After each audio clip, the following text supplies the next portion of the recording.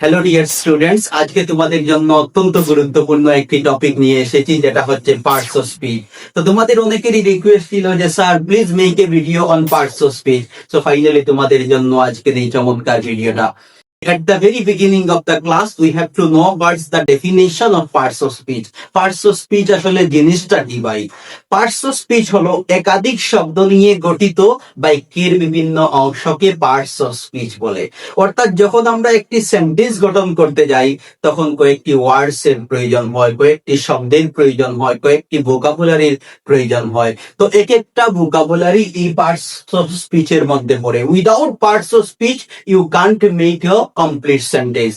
এবারে আমাদের জানতে হবে how many parts of speech are there in English.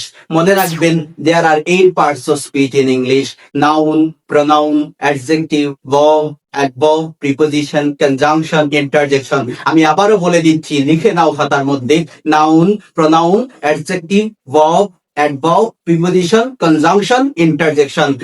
Yes, there are 8 parts of speech in English. এবং সর্বপ্রথমে আমরা আলোচনা করতে যাচ্ছি about noun. সর্বপ্রথমে আমরা কি আলোচনা করব? About noun. Noun সম্পর্কে আমরা আলোচনা করব। তো ভাই, এখানে আমি ডেফিনিশন লিখে রেখেছি। নাউন কি? A noun is a name of a person, place, thing, idea, animal, natural resource or common name. সর্বপ্রথমে মনে রাখবে, আমরা জেনারেলি কি বলি? নাউন মানে কি? নাউন মানে নামবাচক শব্দকে আমরা নাউন বলি, যেটাকে নাম বুঝায়। নাম বুঝালে নেমিং ওয়ার্ডস কে আমরা নাউন বলি। তবে আজকে তোমাদেরকে ডিটেইলস আমি বলে দেব যে নাউন কাহাকে বলে এবং পার্টস অফ স্পিচ কাহাকে বলে।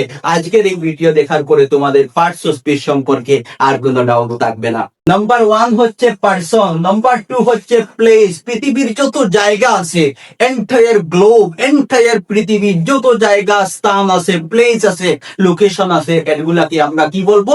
নাউন বলবো।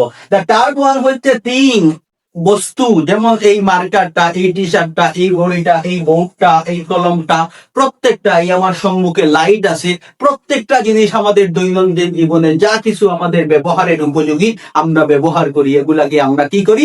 বস্তু হিসাবে নির্ণয়ন করি না? সেই জন্য এই বস্তুগুলা হচ্ছে noun.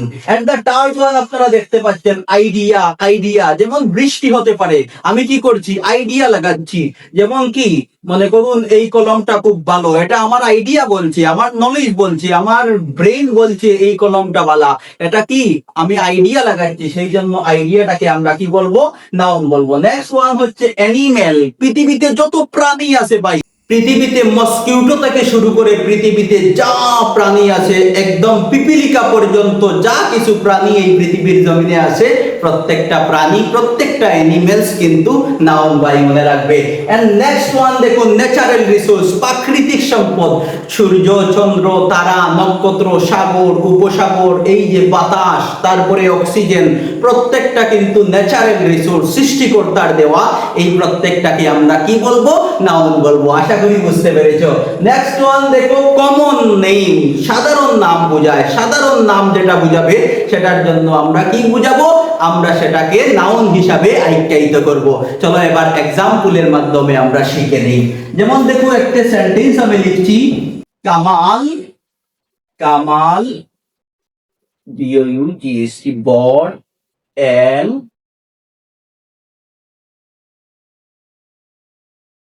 umbrella from KXJ Vishal mega mart. So এখানে একটি এক্সাম্পল তোমরা দেখতে পাচ্ছ, কামাল বট, কামাল কিনেছে। কামাল কি করেছে? কিনেছে an umbrella from Karimganj Vishal mega mart. এখানে দেখতে পাচ্ছেন কামাল, এখানে কি বুঝাচ্ছে? কামাল কিন্তু একজন মানুষের নাম বুঝাচ্ছে। তো পৃথিবীতে যত মানুষের নাম আছে, সবটুকু কি আমরা নাউন বলবো। দ্বিতীয়ত দেখুন, আমব্রেলা একটি কি বুঝাচ্ছে? বস্তু, থিংস বুঝাচ্ছে, বস্তু বুঝাচ্ছে, সেই জন্য এটা কি হবে? নাউন হবে। নেক্সট ওয়ান দেখুন, করিমগঞ্জ, করিমগঞ্জ একটা জায়গার নাম বুঝাচ্ছে, সেই জন্য আমরা এটাকে কি বলবো? নাউন বলবো। থার্ড ওয়ান হচ্ছে বিশাল মেগা মার্ট, এটা একটা সাধারণ নাম বুঝাচ্ছে, পরিচিতি নাম বুঝাচ্ছে, সেই জন্য আমরা এটাকে আমরা কি বলবো, নাউন বলবো। আশা করি বুঝতে পেরেছেন। সো আজকের পর থেকে আমরা নাউন সম্পর্কে আর কোনো ডাউট থাকবে না। পৃথিবীতে যত মানুষের নাম আছে সব নাউন, পৃথিবীতে যত জায়গা আছে সব নাউন, পৃথিবীতে যত প্রাণী জীব জন্তু আছে সব নাউন, পৃথিবীতে ন্যাচারাল রিসোর্স যেগুলো আছে সূর্য চন্দ্র তারা নক্ষত্র নদ নদী যা আছে সবটুকু আমরা কি বলবো, নাউন বলবো। যত কমন নেম আছে সবটুকু কি আমরা নাউন বলবো। আশা করি নাউনটা আমরা বুঝতে পেরেছি। এবারে আমরা প্রোনাউন কাহাকে বলে ভাই। প্রোনাউন একদম ভেরি সিম্পল। যে ওয়ার্ডটা আমরা নাউনের পরিবর্তে ব্যবহার করি তাকে আমরা কি বলি, প্রোনাউন বলি। আশা করি বুঝতে পেরেছেন। যেমন একটি এক্সাম্পল আমি দেখে নেই। যেমন এটা কি মার্কার। আমি যদি বলি মার্কারটা খুবই ভালো, তাহলে আমি কি বললাম, মার্কার বললাম, এটা নাম বললাম না, নাউন হয়ে গেল। এখন যদি নামের পরিবর্তে কি বলি, এটা খুব ভালো, এটা খুব ভালো, নামের পরিবর্তে কি ব্যবহার করেছি, এটা ব্যবহার করেছি। সেই জন্য নামের পরিবর্তে যে ওয়ার্ডটা ব্যবহার হবে না ভাই, এটাকে আমরা প্রোনাউন বলবো। দেখুন এখানে definition, a pronoun is a word used in place of a noun. নাউনের পরিবর্তে যে ওয়ার্ডটা ব্যবহার করা হয় সেটাকে আমরা প্রোনাউন বলবো। এখন একটা এক্সাম্পল, যেমন দেখুন, Ram is a student. Ram is a student. আমি একটি এক্সাম্পল এখানে লিখে দিলাম। এখন দেখুন, যদি আমি এটাকে কি করি, রাম হচ্ছে কি একটা নাউন, একটা নাউন, এখানে আবার স্টুডেন্ট সাধারণ নাম বুঝাচ্ছে। এবারে যদি আমি এটাকে কি বলি, he is a student, he is a student, সে একজন ছাত্র। এবার রাম থেকে আমি কি বললাম, সে বললাম, সেই জন্য এই কিটা হবে কি, প্রোনাউন। আশা করি বুঝতে পেরেছেন। নাউনের পরিবর্তে যে ওয়ার্ডটা ব্যবহার করা হবে তাকে আমরা প্রোনাউন বলবো। যেমন এখানে যদি কবিতা হতো, suppose Kabita is a good student বা কবিতা ইজ আ স্টুডেন্ট, তাহলে এখানে কি হতো, শি ইজ আ স্টুডেন্ট, সে একজন ছাত্র। আশা করি বুঝতে পেরেছে। এবারে আমরা আলোচনা করব বার্ব সম্পর্কে। বার্ব কাহাকে বলে ভাই, বার্ব কাহাকে বলে, অত্যন্ত ইজি। আমাদের দৈনন্দিন জীবনে যা অ্যাক্টিভিটিস গুলো আমাদের মাধ্যমে সম্পাদন করা হয়, যেমন আমরা খাই, ঘুমাই, আমরা হাঁটি, আমরা আসি, আমরা যাই, আমরা সুইম করি, আমরা ওয়াক করি, আমরা রান করি, প্রত্যেকটা জিনিস কিন্তু আমাদের দৈনন্দিন জীবনে যে অ্যাকশন গুলো আমরা করে থাকি, যে অ্যাক্টিভিটিস গুলো আমরা করে থাকি, প্রত্যেকটা অ্যাক্টিভিটিস হলো ভার্ব। আশা করি বুঝতে পেরেছেন। এবারে যদি আমি একটি এক্সাম্পল দেই, যেমন উই ইট রাইস, আমরা কি খাই, ভাত খাই। এখানে কি রাইসটা হচ্ছে কি খাওয়া, এটাও একটি কাজ ভাই। ওকে, আই আই রিড বুক, আমি কি করি, বই পড়ি। আই রিড বুক, আমি কি করি, বই পড়ি। এই রিডটা কি ভাই, ভার্ব, অর্থাৎ কোন একটি কাজ বোঝাচ্ছে। আই স্লিপ এট নাইট, আমি রাত্রে ঘুমাই। উই স্লিপ এট নাইট, আমরা রাত্রে ঘুমাই। উই ওয়াক, আমরা হাঁটি। উই গো, আমরা যাই। উই কাম, আমরা আসি। এই প্রত্যেকটা যে ভার্ব, কাজ করা বোঝাচ্ছে, এগুলাকে আমরা ভার্ব হিসাবে সম্বোধন করি। আশা করি বুঝতে পেরেছেন। অত্যন্ত ইজি কিন্তু ভার্ব। এবারে আমরা আলোচনা করব অ্যাডজেক্টিভ সম্পর্কে। অ্যাডজেক্টিভ আসলে কি ভাই? অ্যাডজেক্টিভ যদি আমরা দেখতে চাই, অ্যাডজেক্টিভ, অ্যাডজেক্টিভ কাহাকে বলে? অ্যাডজেক্টিভ ভাই এমন একটি ওয়ার্ড যেটা নাউন আর প্রোনাউনকে কি করে, নাউন আর প্রোনাউনের দোষ, গুণ, সংখ্যা এবং পরিমাণ বোঝায়। আমরা যদি এখানে দেখি, an adjective is a word that describe or modifies a noun or pronoun. Noun আর প্রোনাউন যে ওয়ার্ডটা মডিফাই করে, অর্থাৎ বিশেষভাবে উপস্থাপন করে, তাকে আমরা কি বলি, অ্যাডজেক্টিভ বলি। এবারে যদি আমি একটি এক্সাম্পল দিয়ে দেই, দেখো, যেমন বিজয়, বিজয় ইজ আ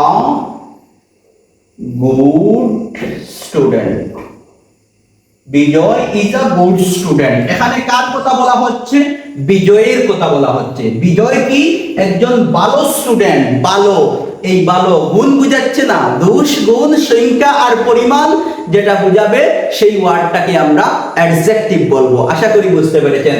এবারে যদি বলতাম বিজয় ইজ আ ব্যাড স্টুডেন্ট, বিজয় কি খারাপ স্টুডেন্ট, এটাও কিন্তু অ্যাডজেক্টিভ হতো। কারণ অ্যাডজেক্টিভ কি বুঝায় বলতো, যেটা নাউন আর প্রোনাউনের দোষ, গুণ, সংখ্যা আর পরিমাণ বোঝায়, তাকে আমরা কি বলি, অ্যাডজেক্টিভ বলি। যেমন দেখো, she is a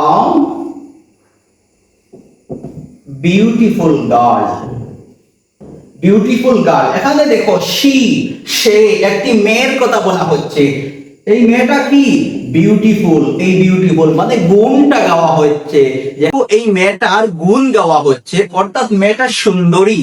যখন বললাম she is a beautiful girl, সে একজন সুন্দরী মেয়ে, তখন তার গুণটা প্রকাশ পেল। সেই জন্য নাউন প্রোনাউনের দোষ গুণ সংখ্যা পরিমাণ যখন বুঝাবে, তখন আমরা কি বলবো, অ্যাডজেক্টিভ বলবো। আশা করি তোমরা বুঝতে পেরেছো।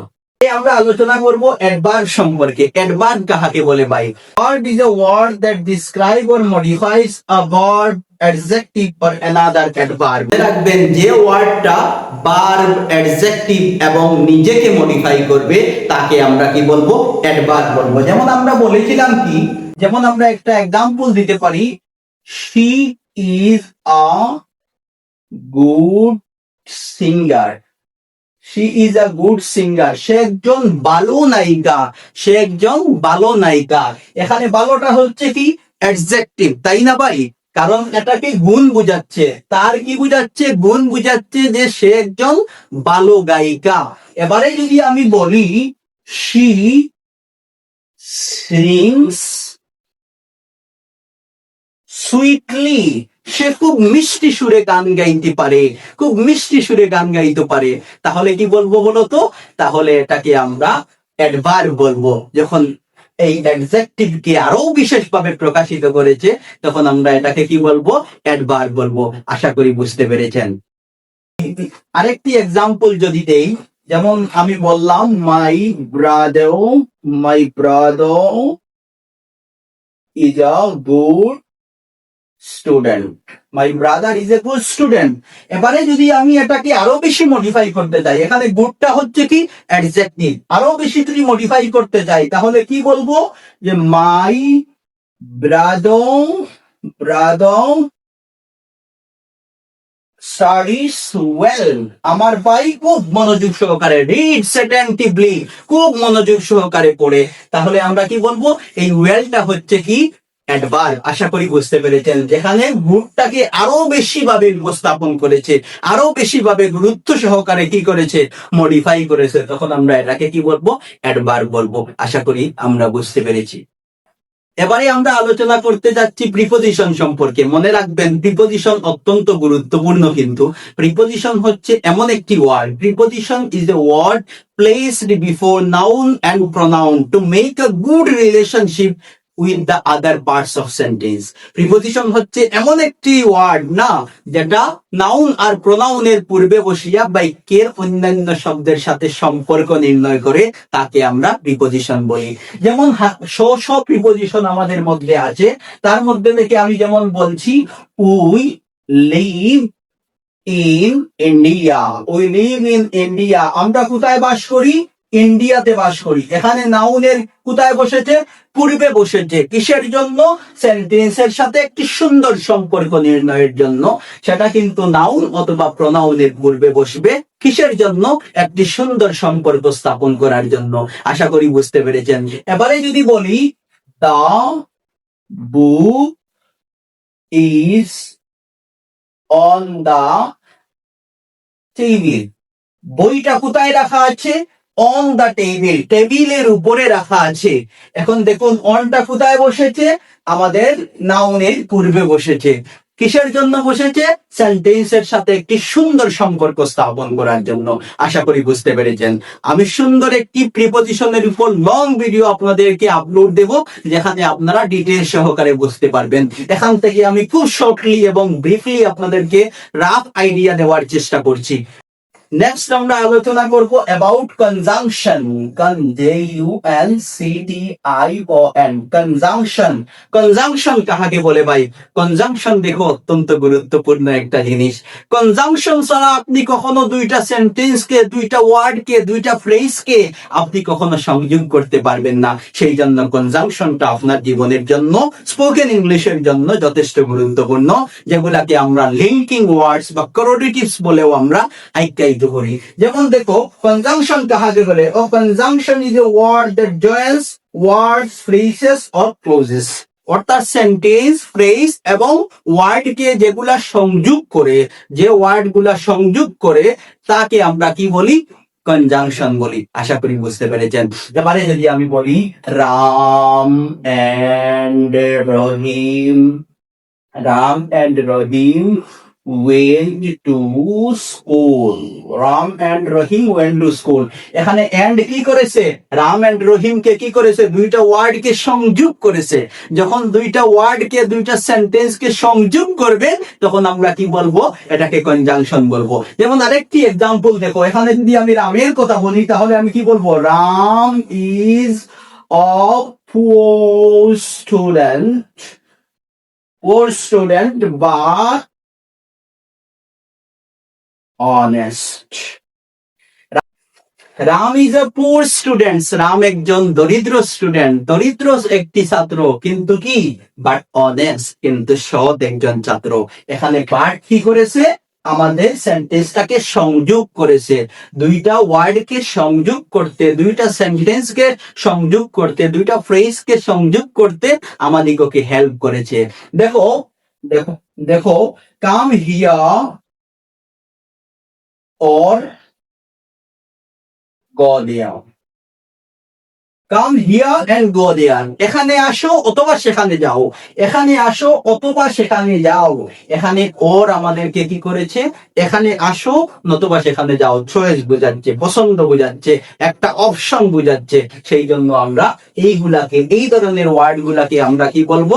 কনজাংশন বলবো। কনজাংশনের একটি লং ভিডিও আপনাদেরকে আপলোড দেবো, তখন আপনারা ডিটেইলস সহকারে বুঝতে পারবেন। এবারে আমরা দেখবো লাস্ট ওয়ান, ইন্টারজেকশন। ইন্টারজেকশন কাকে বলে ভাই?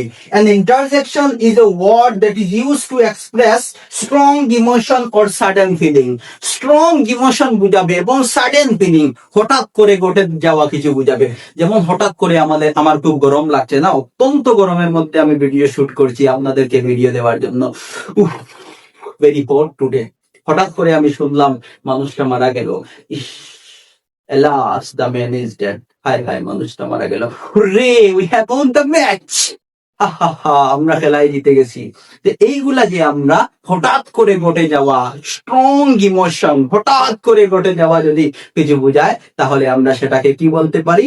ইন্টারজেকশন বলতে পারি। আশা করি বুঝতে পেরেছেন। এবার এক্সাম্পলের সাহায্যে বুঝে নেই। দেখুন, আমি একটি সেন্টেন্স লিখলাম, hurray, we have won the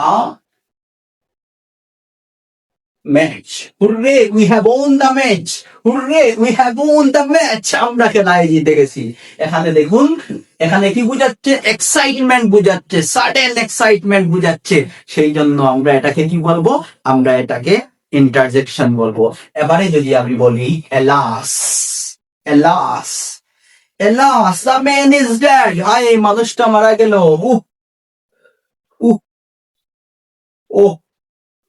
এই প্রত্যেকটাকে আমরা কি বলবো? এই এক্সপ্রেশন গুলো আমরা ইন্টারজেকশন হিসাবে ব্যবহার করতে পারি। আশা করি তোমরা বুঝতে পেরেছো। আর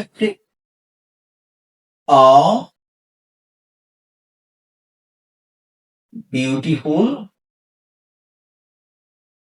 flower is, what a beautiful flower is, কি সুন্দর ফুল। What a beautiful girl is, কি সুন্দর মেয়েটা। How beautiful the rose is, কি সুন্দর ফুলটা না।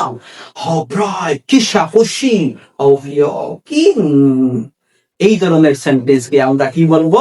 ইন্টারজেকশন বলবো। আশা করি আজকের এই পার্টস অফ স্পিচের ভিডিওটা আপনাদের যথেষ্ট ভালো লেগেছে। যদি 1% এই ভিডিওটা ভালো লেগে থাকে, তাহলে ভিডিওটা দ্রুত শেয়ার করে দাও এবং আমার চ্যানেলটা সাবস্ক্রাইব করো। ধন্যবাদ।